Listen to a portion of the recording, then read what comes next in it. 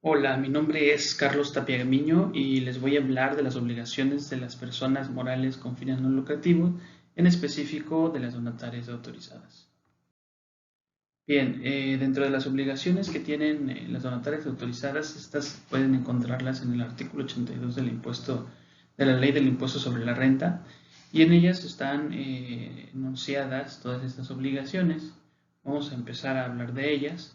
Una de estas es que a la hora de constituirse, en la constitución de la persona moral con fines no lucrativos, deben de constituirse y funcionar exclusivamente como entidades dedicadas a los fines previstos para recibir la autorización, es decir, no pueden dedicarse a otra cosa.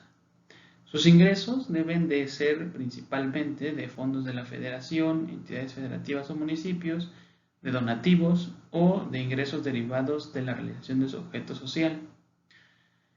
En caso de que haya una liquidación de una de estas organizaciones, tienen que destinar la totalidad de su patrimonio a entidades autorizadas para recibir donativos deducibles del ISR, así como también los ingresos por donativos que no hayan utilizado para las actividades objeto de su organización. En materia de transparencia, tienen que poner durante mayo de cada año a disposición de todo el público la información relativa a la transparencia de cómo se utilizaron los recursos de los donativos. También deben de ser cuidadosos de no intervenir en campañas políticas o involucrarse en propaganda de candidatos. Declarar los ingresos y gastos que han tenido durante el ejercicio, a más tardar el 15 de febrero de cada año. Expedir los comprobantes fiscales correspondientes por los donativos que reciban, ya sea en efectivo o en especie.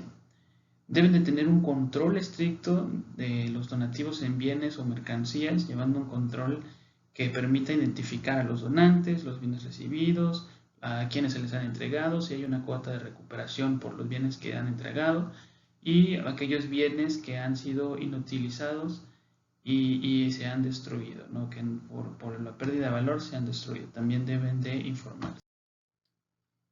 Deben de informar de donativos recibidos cuyo monto sea superior a 100,000 pesos. Inmediatamente en el mes posterior lo tienen que informar. Expedir comprobantes fiscales cuando vendan o enajenen bienes, presten servicios o renten. Deben de cumplir también con las obligaciones establecidas por toda la normativa fiscal y mantener esta información por lo menos durante los últimos 3 años en comprobación. Dentro de las donativas autorizadas hay distintos tipos de organizaciones dependiendo de las actividades que realicen, y si hay alguna destinada a influir en la legislación, que vayan a presentar leyes o iniciativas de ley en algún campo en particular, tienen que transparentar todo esto e informarlo por medio del portal del SAT. Esta información que presenten debe de contener lo siguiente. Primero, la materia objeto del estudio, qué es lo que van a estudiar, qué es lo que quieren cambiar, la legislación que se pretende promover, es decir, la ley como tal, los legisladores con quienes se realizaron las actividades de promoción, diputados o senadores con quienes se está tratando de promocionar esta iniciativa, el sector social, industrial o rama de la economía que se beneficiará con la propuesta, es decir, un sector en particular puede ser el sector textil, el sector de exportación, etc. Los materiales, datos o información que aporten a los órganos legislativos, claramente identificables en cuanto a su origen y autoría, es decir, todos los documentos o archivos que se vayan a utilizar deben de venir con quién los hizo y hacia qué van destinados. Las conclusiones a las que llegaron con la investigación y el desarrollo de la ley, cualquier otra información relacionada que determine el SAT. Esto en cuanto a los que tienen que influir en la legislación. Obligaciones adicionales para donatarias autorizadas para recibir donativos deducibles en el extranjero. Bueno, deben de elaborar un estado de posición financiera y una relación de administradores y empleados que hayan recibido más de 295,000 pesos de manera semestral. Esto para dar transparencia. no debe de rebasar de 1/3 de sus ingresos los ingresos obtenidos por concepto de otorgamiento de uso a goce temporal de bienes inmuebles, intereses, dividendos o regalías, ni tampoco de la utilidad que resulte de actividades que no estén relacionadas con su objeto.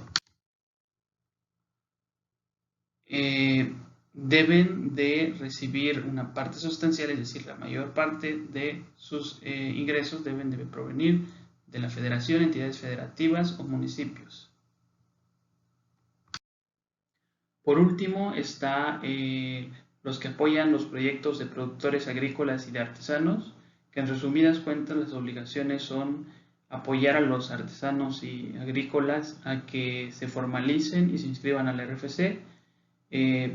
Por mi parte sería todo. Si tienen alguna duda, estaría muy bien que lo pusieran en los comentarios.